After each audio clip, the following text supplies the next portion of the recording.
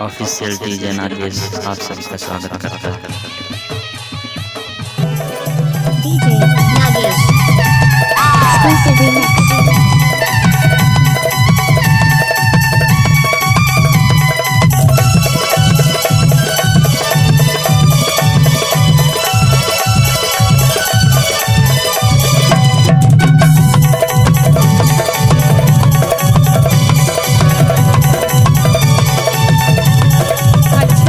DJ Nagesh.